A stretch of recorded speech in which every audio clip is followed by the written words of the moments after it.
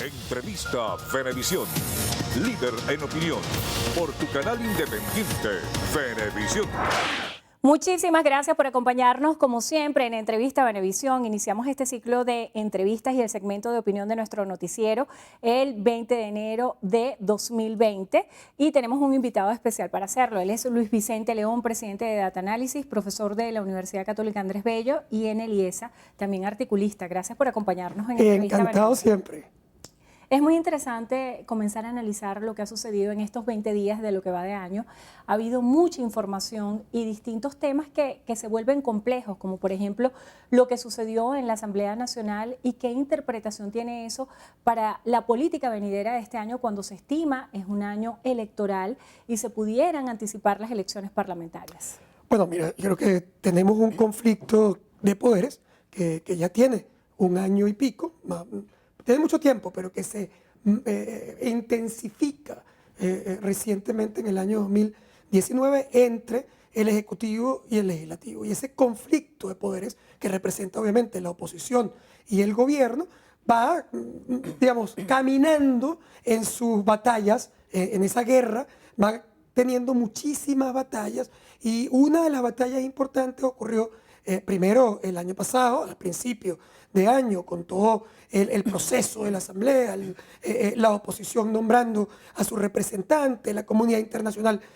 dividida, una parte muy importante reconociendo a una persona como presidente, desconociendo a Maduro, etcétera, y al revés, una parte de la comunidad diciendo que la oposición estaba autonombrada. O sea, era todo un conflicto que dura todo el año 19, una batalla en la cual, por cierto, al principio la oposición logra unas posiciones muy importantes, el crecimiento del soporte popular de Juan Guaidó, pero por otro lado, en el tiempo, al no lograr concretar el objetivo que había de alguna manera ofrecido, que era el cambio de gobierno o una elección, digamos, competitiva, va perdiendo terrenos y va perdiendo respaldo popular. Cuando llega diciembre, Juan Guaidó, por ejemplo, había perdido un poco más de 23 puntos porcentuales en términos de respaldo popular y eso no lo había ganado el gobierno tampoco, pero se generaban vacíos, sobre todo una expectativa de cambio que se había debilitado de una manera muy importante. Arranca el año entonces con un intento del gobierno venezolano, aliado con una parte disidente de la oposición, de tratar de ganar dentro de la Asamblea Nacional al propio Guaidó y romper la simbología de lucha opositora. Claro, la gran simbología de la oposición es su líder y la Asamblea. Si lo lograba romper, eso debilitaba la lucha opositora luego de que no han logrado concretar su objetivo. ¿Qué pasa con el liderazgo de Juan Guaidó después de todos estos eventos? ¿Continúa ese proceso de desvanecimiento o se resucita el liderazgo de Juan Guaidó? No tenemos todavía encuestas que nos permitan darte un dato concreto, pero las hipótesis que son muy importantes para el analista, es decir, las variables que tú estudias para estimar lo que va a ocurrir, parecen indicar que Juan Guaidó debe recuperar terrenos en términos de respaldo popular en el corto plazo. ¿Por qué? Es un tema muy simple. La política son símbolos. ¿Y qué ocurrió en esa lucha? A pesar de que el gobierno toma el hemiciclo y nombra una junta directiva, esa junta directiva fue nombrada en un acto que no era un acto transparente. Yo supongo que el gobierno quería en realidad tener los votos suficientes para con Juan Guaidó dentro de la Asamblea defenestrar al directorio. Eso es lo que buscaba, pero no lo logra. No tiene los votos suficientes, probablemente dentro de la oposición tampoco entra al hemiciclo porque no están dejando entrar sus diputados suplentes. El evento se convierte en toda una cosa muy rara y eso genera una imagen terriblemente negativa sobre ese directorio nombrado de esa manera. Desde lo simbólico, ¿quién gana entonces en la Asamblea Nacional? Gana Guaidó y gana la oposición esa batalla simbólica. ¿Por qué? Porque aparece como una mayoría que el gobierno intenta, digamos, destruir sin tener la votación real. Pero incluso habiendo tenido la votación real, el acto previo, cuando tú perseguías diputados, cuando inhabilitas diputados, cuando se exilian diputados o persigues o apresas diputados opositores, eso es muy mal visto a nivel internacional. Tanto que ese evento en particular es rechazado incluso por aliados importantes del gobierno venezolano como México o como Argentina. Entonces, ¿qué pasa? Guaidó retoma protagonismo. Tú estás viendo a Guaidó de nuevo en la cresta de la ola en términos protagónicos. Y no solamente eso, sino que la oposición aparece como una lucha valiente, entra en la asamblea, a pesar de que le intentaban, ese martes, hay una Guardia Nacional que intenta impedir, y sin embargo entras, te juramentas, es decir, es una épica de lucha. Esa épica de lucha genera oxígeno a la oposición y genera oxígeno a Guaidó. Distintos voceros del gobierno han tratado de desmarcarse de esa disputa diciendo que es una fragmentación interna de la oposición. ¿Piensa usted que esto la gente lo interpreta de esa forma, como una fragmentación de la oposición, una oposición disidente que está encabezada por la nueva directiva de la Asamblea Nacional versus la directiva de Juan Guaidó? A ver, obviamente hay una fractura en la oposición, además es evidente. Es decir, el hecho de que tú tengas unos diputados que votaron con el PSUV, incluso que son capaces de tener un diputado que acepta ser presidente de la Asamblea proveniendo de la oposición, es una marca tú luego puedes decir que es un tránsfuga, que se mudó de la oposición al gobierno, que hizo lo que tú quieras, pero al final es una fractura. Es una fractura de la oposición. Por supuesto, el gobierno va a intentar mostrar esa fractura como la razón de todos estos eventos que estamos viendo. Pero en realidad, para la mayoría de la población, eso es un acto que está cuadrado, que está presionado por el gobierno para destruir a su adversario o a su enemigo. Es decir, es muy difícil que alguien crea que lo que ocurrió ahí es realmente el resultado de una fractura opositora. En el pasado sí. Por ejemplo, en el pasado, algunas derrotas electorales de la oposición, el gobierno logró presentarlas, y porque además era verdad, fueron resultado de una fractura opositora. Pero este evento no. Ahora, lo que sí es verdad, que para mí es muy importante, es que este resurgimiento del protagonismo y la subida de la conexión popular de Guaidó es efímero. Es decir, es algo que tiene un tiempo finito y corto, que tú tienes que convertir, es decir, Guaidó y la oposición lo tiene que capitalizar y lo tiene que convertir en una acción que produzca realmente algo concreto que perciba la población, va a conducir a un cambio, a una elección real, a una elección competitiva. Porque es lo contrario. Fíjate lo que ocurre en el tiempo. Lo que ocurre en el tiempo es que Guaidó, luego de toda su lucha y de toda esa valentía, etcétera, ¿qué termina teniendo? Lo mismo que tenía antes. Y cuando regresamos al sábado antes de esos eventos, Guaidó tenía problemas de conexión popular. ¿Por qué? Porque el resultado no estaba ahí. Al líder lo van a evaluar por resultados. Y por lo tanto, él fue ahora a la comunidad internacional a buscar apoyo para obtener resultados. Esa es la gran búsqueda de Guaidó. Desde el punto de vista de desafíos para la oposición, ahora viene el tema electoral. ¿Participar o no en un proceso electoral con todo este escenario? ¿Qué piensa usted en qué puede desencadenar? Y no se puede esto extrapolar a lo que sucedió en 2005 cuando una parte de la oposición decidió abstenerse y no participar, y esto representó una hegemonía del gobierno en el Parlamento. Tú has tocado el tema central. El gobierno intentó una primera fractura, se llevó un pedacito, generó la confusión, pero ahora viene la segunda etapa que también el gobierno juega.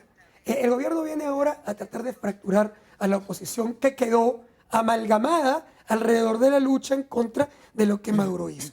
Esa lucha va a producirse alrededor de la elección parlamentaria. El gobierno va a convocar la elección parlamentaria porque sabe que fractura internamente a la oposición. ¿En dónde estamos y hacia dónde vamos? Yo creo que vamos primero a una elección parlamentaria, con o sin la anuencia de la oposición institucional.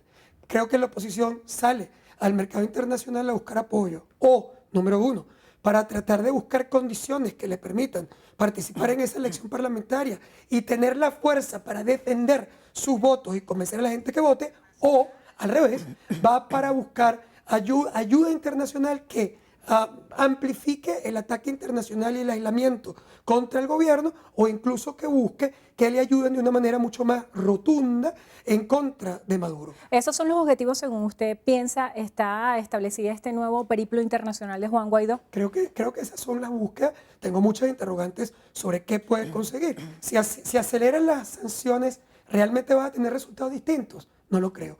¿Puede buscar realmente Guaidó o conseguir Guaidó que la comunidad internacional actúe militarmente para ayudarlo en Venezuela? No lo creo. ¿Puede Guaidó convencer a la comunidad internacional de que vale la pena participar con Maduro en poder?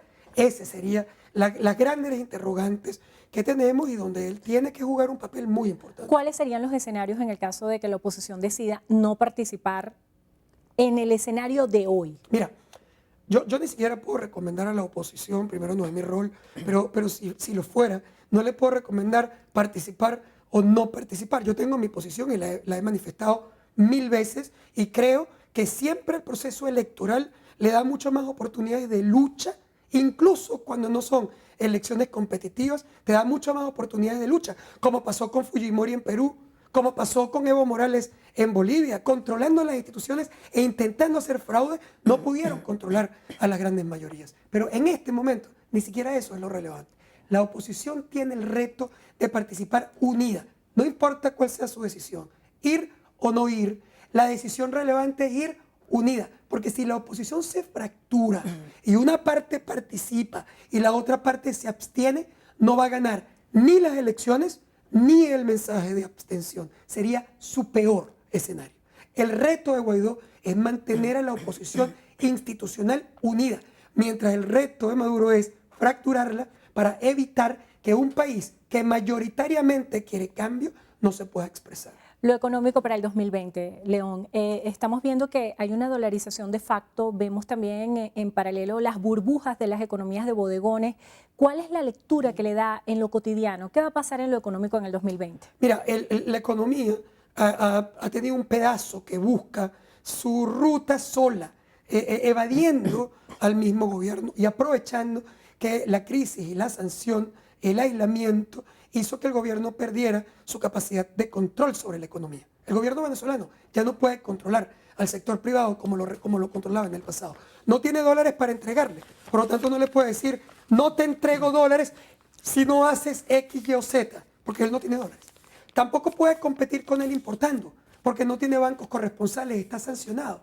Por lo tanto, el sector privado se ha convertido paradójicamente en el único sector que puede ayudar incluso al gobierno, sin querer, pero ayudar al gobierno a sostener abastecimientos en algunos segmentos de la población, con sus dólares y con sus negocios. Y el gobierno se ha hecho un poco la vista gorda y de facto permitió la apertura. Hoy hay transacciones cambiarias y una masificación del uso de los dólares, los euros, el oro, los pesos colombianos en el mercado. Hay una apertura de precios. El sector privado vende al precio que considera adecuado para reponer sus costos. ¿De dónde surgen los dólares que están en la economía circulante? Porque a veces tú te preguntas cómo está funcionando la economía así, donde cualquier cosa está dolarizada. Porque por primera vez en muchísimos años, la mayoría de los dólares que entran en Venezuela no son petroleros, son no petroleros. Este es un país que tiene petróleo, pero ya no es petrolero. Los dólares que tú estás viendo vienen de remesas de los venezolanos en el exterior,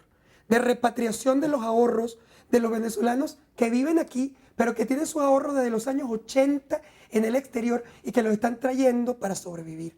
Del oro, legal o ilegal, del contrabando de extracción en frontera, de las operaciones de exportación no tradicionales, ron, cacao, camarones, cangrejos, pero también básicamente de las operaciones negras que también encuentran en Venezuela algunos caminos fáciles para entrar, como el caso del narcotráfico y el narcolavado, que sin duda también es un factor que coloca divisas en el mercado. Este proceso completo se estima que entró a Venezuela más de 12.000 millones de dólares en todas esas transacciones, más de 12.000 millones de dólares en el año 19, y se está estimando que solo en remesas y repatriación pudiéramos estar recibiendo en el año 2020 más de 5.000 millones de dólares este año. Muchísimas gracias por estar con nosotros hoy Gracias en a ti. Entrevista Venevisión. Luis Vicente León, presidente de Data Análisis, profesor de la Universidad Católica Andrés Bello y de IESA, también articulista. Gracias por estar con nosotros hoy Gracias en a ti. Entrevista Venevisión. Y gracias a ustedes también, que tengan todos muy feliz tarde. Entrevista Venevisión, líder en opinión, por tu canal independiente, Venevisión.